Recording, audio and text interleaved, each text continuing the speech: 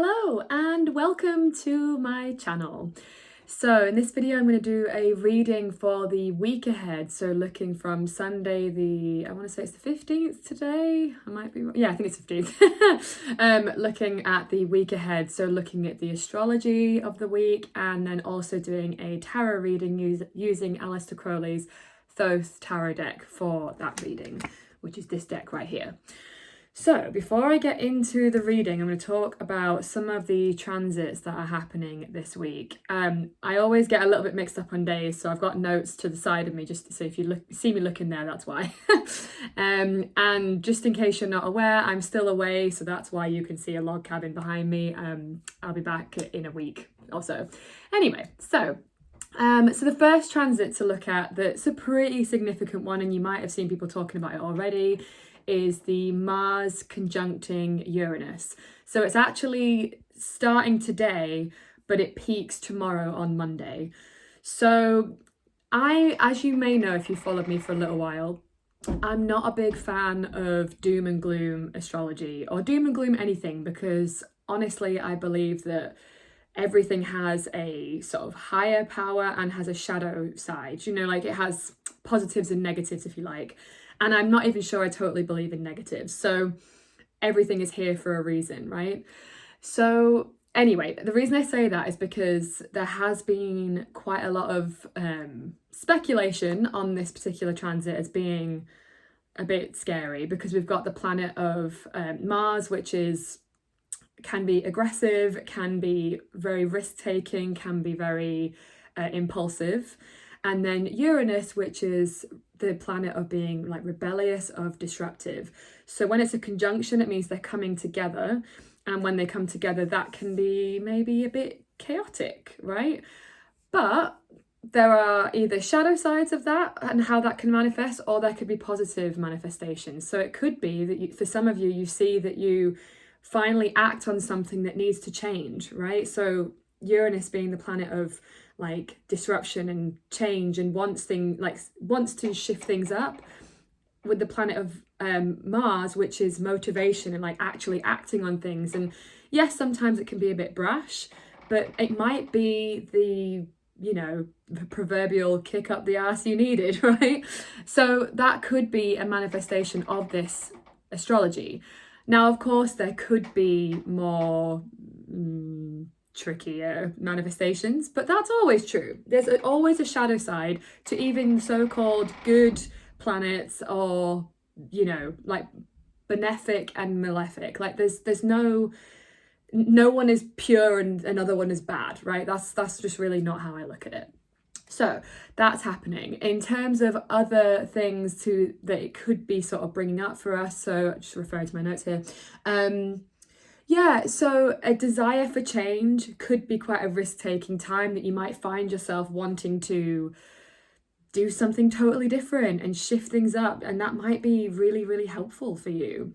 However, it could also show up as being quite impulsive, which maybe is not always like the right thing. Maybe you need to sort of stop first, have a think about it before you act on something. So if this is something that you're really feeling, then just maybe take a second before you act on things, in case you go forward on something and then regret it later. Like that can be the downside of this astrology. Something that we can also look at is like maybe it doesn't show up hugely in your own life, but you might see it on the main stage.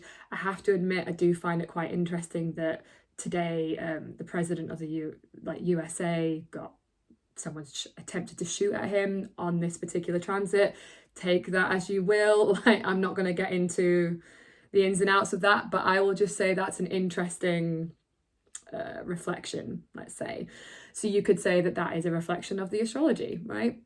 But again, that's not something I want to get into right now.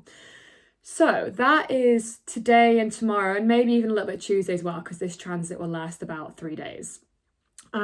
So we've also got on Wednesday, again for a few days, the Sun sextiling Uranus. So another transit's happening with Uranus, again, the planet of disruption, the planet of change. So they might be seeing some changes this week. I feel like things are going to be potentially you might just find yourself wanting to do things differently. I'd be curious to see what the cards say here.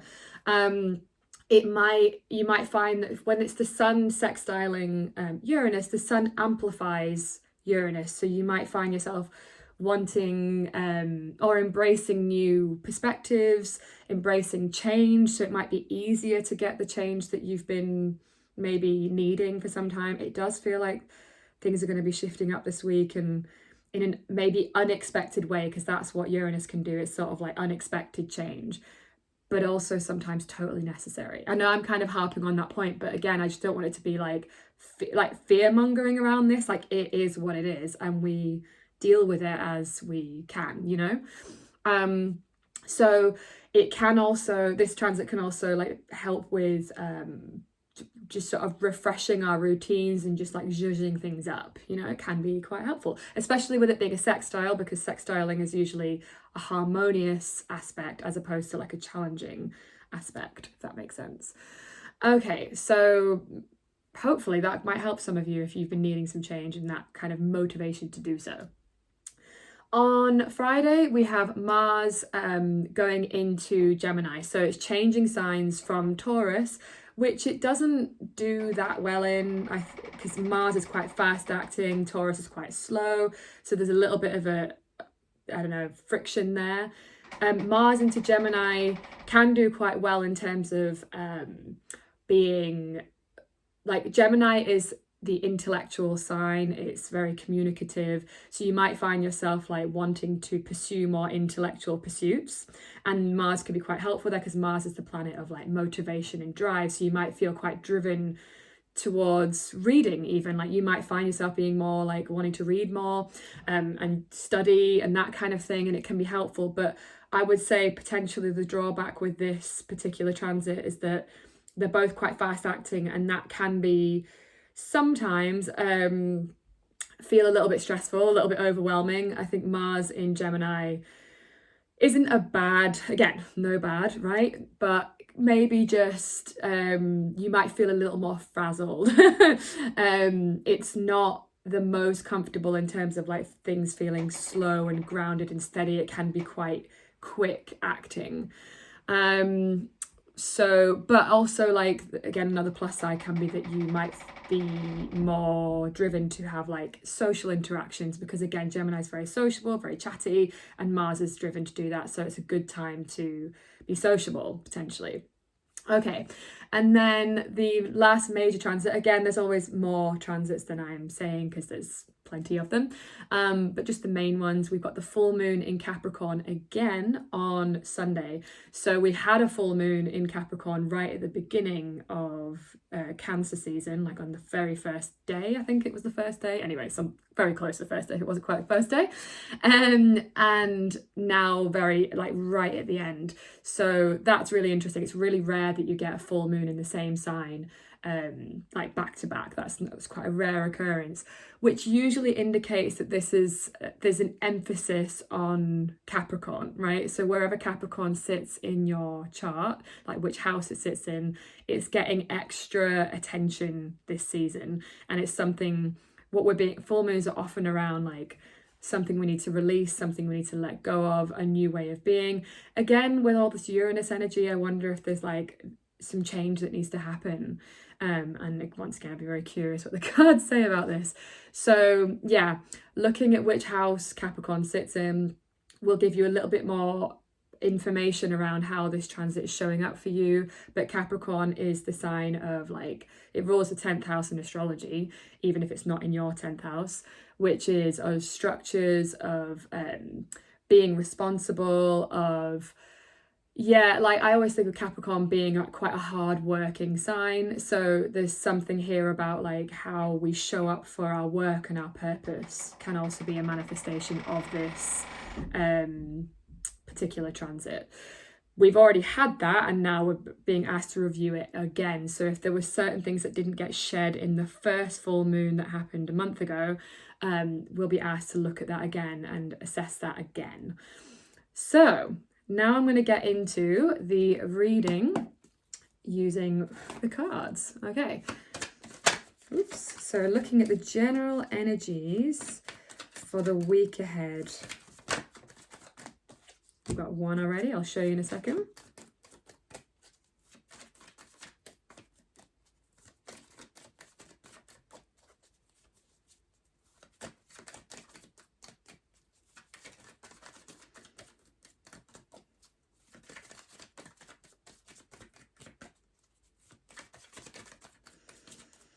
General energies for this week ahead, please.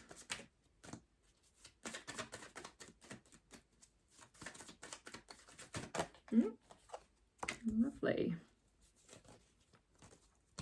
Okay. So we have the Princess of Wands. So having a look at them first, seeing what comes through for you, as always.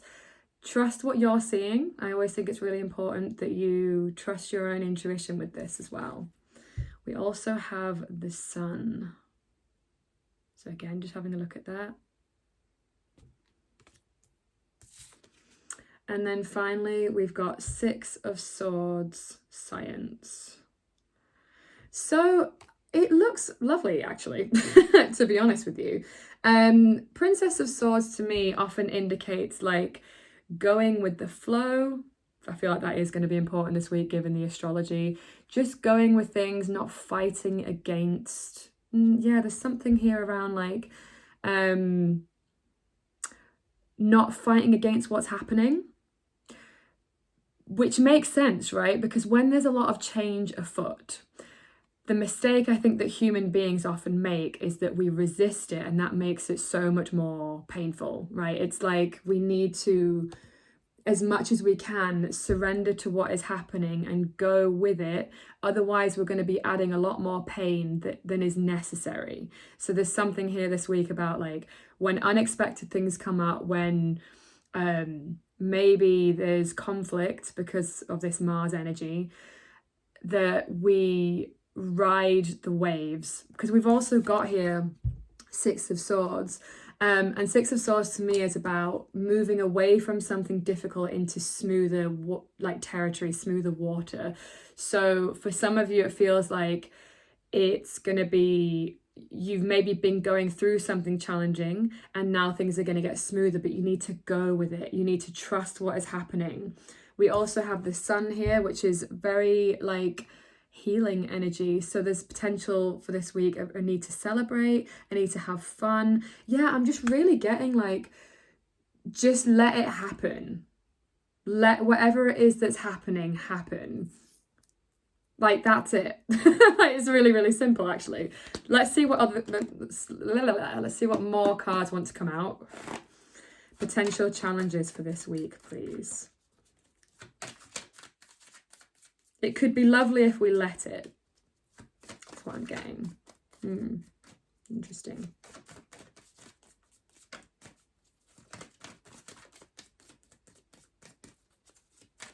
Potential challenges for this week ahead, please, for those watching. I'm sure this came up last week. Interesting. Seven of Cups, feeling overwhelmed. Yeah, yes, right. So again, like with Mars entering Gemini, I get a bit of an overwhelmed sense. Like we might be feeling overwhelmed. There might be lots of options, lots of choices leading to what, try that again. Analysis paralysis, you know, the like thing where you have so many options that you just like can't pick, and then you end up doing nothing. That's like the phenomena of analysis paralysis, and that's often what this card indicates to me, is that it might feel overwhelming. Yeah, I do feel like that is a potential energy this week. Sometimes this card to me also means like not feeling super motivated. Looking at the card, like look at all of the green sludge, it's like very sort of like you know, like I don't want to.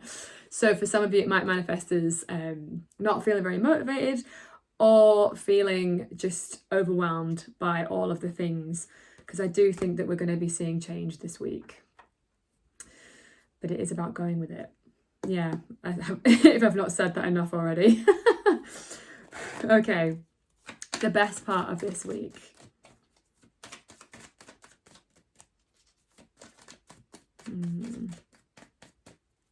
It's happening for you, not to you.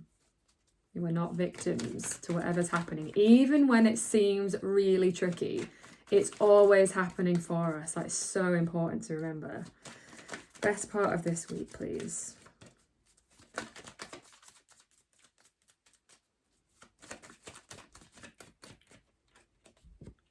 Interesting. 7 of Discs, failure. So this card speaks of like, stop. Do not move, do not go ahead. Do not pass go, like that kind of energy. It also can feel like a sense of defeat, but with this being in the best part, that's actually like kind of a good thing, right? Because it's like it might be that you're moving out of this heavy, dense energy that you've been in a sort of like, it feels like I'm trying, like, yeah, like for some of you, it feels like you've been trying to make changes or you've been trying to do something, and it's like you've just been hit by all of these different like obstacles, just like wall after wall, and you're like, oh, I just want to go and I'm frustrated. And now it's saying like we're coming out of the other side of that. So that's one manifestation of this energy. And like I say, with all of this Uranus influence, it feels like, yeah, changes are coming, and changes are like if you've wanted like things to start moving, because yeah, look at this, like I love this card so much. Like there's a real sense of flow and things happening and moving forward again. Like Wands speaks of action, things happening, things moving. So there is something happening this week. And with this being in the best part, it's like if you felt like the do not pass, do not collect, whatever, what would I say, like do not Monopoly. I can't remember the reference anymore. Do not collect £200. You know, if you've been feeling that kind of vibe, like you might be moving out the other side of that now, and things are starting to shift from this sticky, heavy energy into smoother territories. And we've got the sun in the middle, which is like time to celebrate and rejoice. Look at these little children at the bottom, like having a party. But it's about not allowing yourself to get overwhelmed. Like maybe you felt like things haven't been moving, and now suddenly you've got all these options and you're like, oh, I don't know what to do. It's just like, just pick a thing. Don't overthink it. Just do it. Be kind to yourself as well. There's something about needing to be kind. Some of you have been too hard on yourselves. Yeah. Some of you have been... It's like you've been putting too much responsibility on yourself for certain, like it, you know, what is kind of getting in my mind here is like, you know, when you like things aren't going how you thought they would, and then you start getting really down on yourself and being really like, oh, it's because I'm a failure, it's because I'm stupid, and it's all of this kind of like shame. It's like getting out of this shame mentality, getting out of this sort of shame spiral if things haven't been happening, because the reality is like being in that shame is what's keeping you stuck. It's actually like the exact thing that needs to be freed. And it's like loving yourself, being really kind to yourself is going to be so important as well. That's an interesting specific message, but I feel like somebody needs to hear that. Okay, guidance for this week ahead, please. Yes. 2 of Wands, Dominion. I love this. So Mars energy. It's the Mars in Aries card. So Mars does really well in Aries. Dominion. It's about taking action, about charging forth, about believing in yourself, having courage and conviction this week. Yeah, I do feel like that because of this sneaky energy here, and this energy as well. It's like adopt that of somebody who just doesn't give a shit. Like, do you know what I mean? It's like put all that behind you, start again, have a fresh sort of like drive to go. Like there's much needed drive this week, but we're going to have the help of Mars, I think, this week. Like this is here as like a use the help that we're getting from Mars to get things moving, to get things going in the direction that we want them to go. Love this. Okay, So let's get a little bit more guidance for the week ahead, please.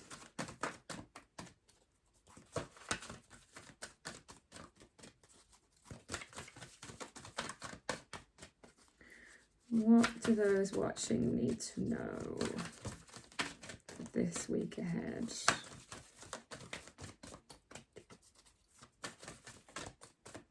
As always, if you like either of these decks, the links for those are in the description below.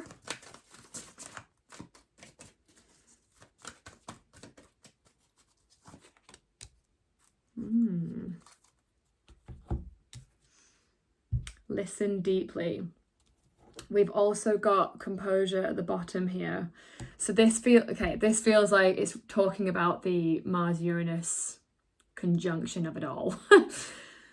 There is something about like, yes, take action and yes, be courageous, but in its highest form, like you're talking about the shadow side and then the positive side, right? The higher version, using Mars's energy in a positive way rather than in a brash, not thinking things through. If you're feeling the heat of this, like maybe even a bit agitated, gain composure first, take a beat, step outside, just have a breather, listen first to yourself, and like just don't act impulsively in a way that's like not helpful, because sometimes it can be helpful. Sometimes we do need to just be like, you know what, I'm just going to cut that off and I'm going to do this and I need to go. Great. But if it's going to be like, is it destructive or is it constructive? And that is the question I would ask myself when I'm feeling that heightened sort of agitated state, is like, is my impulsivity going to be destructive or is it going to be constructive? And that's the distinction. Okay. Love that. All right, one more card, please. Yeah, it feels like things are heating up this week. So just be aware, and also be aware of it in others, you know, like you might see other people around you being a little bit quicker to temper. You might see, like, you know, I'm kind of getting the visual of just more people beeping their car horns, you know, just that kind of like slightly more tense energy. So just watch out for that and just take care of yourself and don't sort of get too caught up in any nonsense. I often find it helpful to just find it fascinating as opposed to like, you know, allow myself to enjoy it rather than caught up in it like, oh no, isn't everything terrible and everything falling apart? Because like this is the thing about Uranus as well, is that things can feel like they're falling apart and you can get very sort of like, oh no, like this is so terrible, and rather than just being like, wow, isn't this fascinating? Like how interesting. So I think that's important. Okay, one more card, please. One more. Bit jumbly, sorry.